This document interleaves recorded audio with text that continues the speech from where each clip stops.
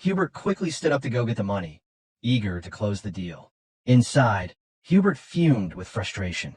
He was a sixth circle mage, yet he had been outmaneuvered by a country bumpkin. He couldn't understand why these ridiculous problems kept arising during his time as Tower Master. He resolved that if Ghislain ever tried something like this again, he would burn the young man's head. Just as Hubert was about to leave, Ghislain called out, halting him with a final request. Ghislain revealed that he wasn't done yet, and had one more condition to present. Hubert, his patience now at an end, snapped at Ghislain, asking what more he wanted. Calmly, Ghislain stated that he wanted Vanessa handed over to him, leaving the room in stunned silence. Without anyone proficient in negotiation, no one stepped forward to lead the deal. Yet Ghislain's sudden demand to take Vanessa caught everyone off guard. The silence that followed hung heavily in the room. Breaking the tension, Hubert questioned whether Ghislain truly intended to take Vanessa. Ghislain confirmed this to the Tower Master, asserting that he would make Vanessa his personal mage. Fragments of a previous life flickered through Ghislain's mind, one where a sword used as a pan to grill meat for dinner. It had been during his time as the head of a mercenary group, taking a rare moment of rest between campaigns. By his side sat a subordinate, a sword brother, and to be precise, was Ghislain's favorite slave named Claude, whose right hand had been replaced with a hook. As the meat sizzled, Ghislain noticed it was beginning to burn and made a sharp remark about it. In a tone laced with frustration, Claude challenged the complaint, pointing out the absurdity of making a one-armed man cook. Ghislain silently raised a clenched fist in response, prompting Claude to withdraw his words, pretending it had been a joke all along. Shifting the conversation, Claude brought up something that might interest his leader, a name spoken with intrigue, the Red Nightmare, Vanessa. Ghislain admitted ignorance, prompting Claude to elaborate. According to intel he recently gathered, the rumors spoke of a mage who had incinerated the northern region of Lithuania. She had reached the Seventh Circle, a woman known as Vanessa, feared and infamous as the Red Nightmare. Ghislain responded with mild curiosity, noting the title sounded extravagant, and asked for more details. Claude explained further. Allegedly, this mage had gone completely mad. Despite being a mage, she had taken the unusual route of learning mana cultivation. That oddity captured Ghislain's attention. He inquired why a mage would skip the mana circle method to pursue such a path. Claude offered a simple explanation: madness. He went on to describe Vanessa's rampage. Fires, deaths, and economic ruin followed wherever she went. The nobility had been driven to desperation. In fact, the most recent extermination request had her as the target. Ghislain paused to consider. A mage who had reached the Seventh Circle through mana cultivation, rather than traditional methods, intrigued him. As firelight danced in the camp and the crackle of burning would fill the silence, Ghislain smiled in amusement, evidently fascinated by the chaotic figure. It was then that he made a decision. Turning to Claude, he suggested they bring her in. Claude's reaction was one of pure disbelief. Reflecting on that moment, Ghislain knew that the plan had never come to fruition. Vanessa had already lost control of her magic, and by the time he found her, she was on the brink of death. Yet even then, her potential had not been extinguished. She still possessed the aptitude of a Seventh Circle mage. With guidance now, she could thrive under Perdium. Fueled by knowledge from a previous life, Ghislain had resolved to take her under his protection. At that moment, the trio began a comment. Ghislain asked if he was referring to the girl from earlier. Kaer chimed in, noting she hadn't appeared particularly powerful. Belinda leaned in closer, whispering a soft request to be informed beforehand if he ever intended to bring someone in. Meanwhile, across the room, murmurs spread among the mages. The Red Hat Elder whispered that the situation worked out perfectly.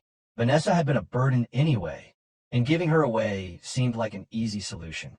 The Yellow Hat Elder whispered that caring for her up to this point should be more than enough to honor their past ties with Lonato. With this in mind, Hubert approached and began to speak, formally acknowledging Vanessa as one of Scarlet Flame Tower's prized mages. He implied she would serve the tower well. Before he could finish, Ghislain cut him off with additional demands. Combat mages of the Third Circle or higher must also be dispatched to Perdium. Fury surged in Hubert's heart. He wondered whether Ghislain was planning some massive construction project on the estate. Ghislain clarified that mages were needed for territorial battles. The announcement sparked alarm among the elders. Combat mages typically earned hazard pay, and now the tower was being asked to supply them without compensation. Ghislain firmly reiterated his terms: triple the market price, deployment of third circle or higher mages to Perdium for a year, and Vanessa assigned as his personal mage. These three conditions were non-negotiable in exchange for the runestones. The trio tensed visibly. The demand for triple the market price alone was shocking, yet Ghislain had added more. On the other side, the elders glared at him with growing hostility. Hubert's mind raced. Purchasing the runestones at a high price might be justified given their urgent situation, but this felt like an overstep. Summoning his mana in a surge of rage, Hubert caused the room to tremble beneath the weight of his power. The elders joined in, unleashing their own magical presence to bear down on the young man. Yet Ghislain remained seated, unfazed, unaffected by the sheer force pressing in from all sides. Hubert locked eyes with him, voice brimming with indignation. The accusation rang clear. Ghislain Perdium must have believed him a fool. He invoked a long-standing law, declaring that mages affiliated with a magic tower were forbidden from participating in territorial warfare. To propose sending core mages of the third circle or higher into battle, while displaying ignorance of the kingdom's basic laws, was nothing short of an insult to the Scarlet Flame Tower.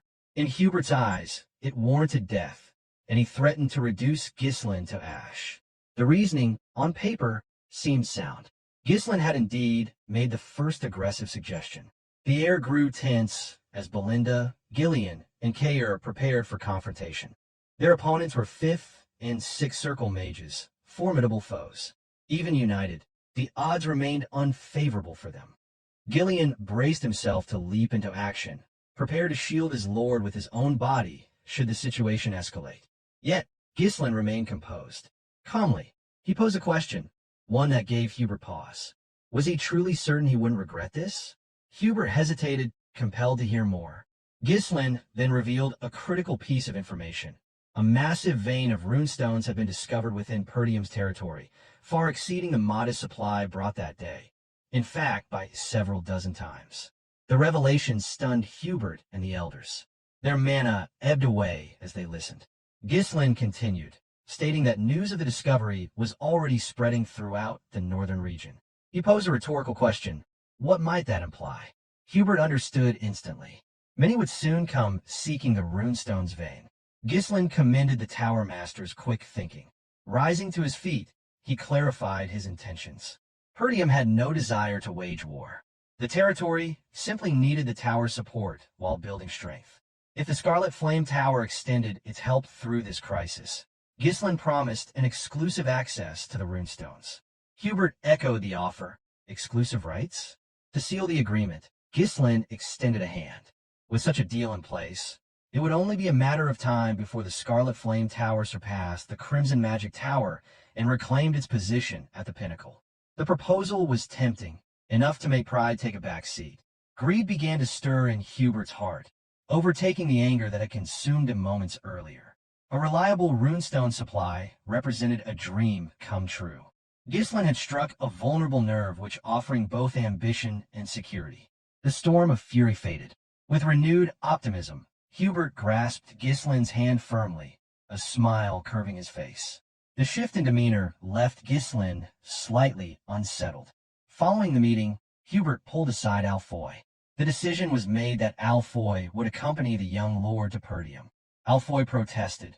He questioned the decision, pointing out the many other mages available. Hubert dismissed the objection.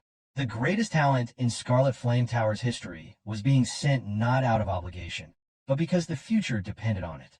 As chief officer, Alfoy would represent the tower's interests. The compliment left Alfoy glowing. Hearing those words from his master stirred pride. As the mercenaries began unloading the runestones, Hubert elaborated further. This mission would serve as preparation for his eventual ascension as Tower Master. He was to monitor the estate closely and prevent any attempts to divert the runestones. If a territorial conflict did erupt, he was to retreat without engaging. All that was required was endurance for 1 year. Within that time, The Scarlet Flame Tower would surpass Crimson and reclaim its place at the top. Alfoy accepted the mission eagerly, responding with unwavering resolve. However, the moment he arrived at Perdium, the excitement faded. His expression soured as he took in the estate's condition. Standing before the new arrivals, Ghislain welcomed the mages alongside his subordinates and mercenary forces. Among the mages, opinions were mixed. One observed that the castle was constructed in a classical style. Another added that while not flamboyant, it was practical. A third noted the use of proportional harmony in the architectural layout. But Alfoy seethed internally. In his eyes, it was nothing more than a wretched backwater. Only his master's command had brought him here. To think, the heir to the tower, reduced to working in such filth. When it came time to announce his position, Alfoy did so with formality. He identified himself as a third circle mage and heir to the Scarlet Flame Tower, assigned to lead the dispatched mages. However, Ghislain interrupted without hesitation. There was work to be done, and Alfoy was instructed not to let down his guard. The comment left Alfoy speechless. Rage churned inside him at being treated like a servant. Resentment brewed. Inwardly, he vowed that once he became Tower Master, he would deal with Ghislain accordingly. Ghislain called him back from his thoughts with a question. He wanted to know where Vanessa was. Alfoy turned casually, replying that she was likely at the back, handling the luggage. Soon after, Vanessa arrived, breath heavy as she carried the baggage in her arms. Gasping for breath, she finally made it to the gathering crowd. Through her fatigue, she opened her eyes and realized that the young lord himself stood there, welcoming them. Immediately, she bowed and offered her greeting. Alfoy muttered beneath his breath, urging her to hurry and remarking that he had doubted her arrival altogether. Ghislain briefly considered how to deal with the fool. Maiming the heir of the magic tower would certainly provoke backlash. It would be too risky. Instead, he approached the girl, raising a hand to beckon her forward. He instructed Vanessa to set everything down and come to him. Surprised, she responded hesitantly, reminding him that she had yet to finish moving everyone's luggage. Before she could continue, Ghislain grabbed one of the bags himself, even as Alfoy interjected dismissively. According to him, she had always done menial tasks of the tower, and, being incapable of using magic, might as well continue with chores. Before Alfoy could utter another word, Ghislain hurled the bag squarely at his face. Injuring the heir would have gone too far, but humiliation was just the right dose of punishment. Alfoy cried out in frustration, shouting in disbelief. Ghislain remained calm, asserting that Vanessa no longer belonged to the tower. From that moment on, she was under his protection, and mistreatment would not be tolerated. He then issued a warning that this incident would be overlooked, but if it ever happened again, the consequences would be severe. Watching the scene unfold, Vanessa slowly regained her breath. A faint blush bloomed across her cheeks as she witnessed someone stand up for her for the first time after a long while. But Alfoy refused to back down. His face twisted in rage as he shouted about the absurdity of being treated in such a way.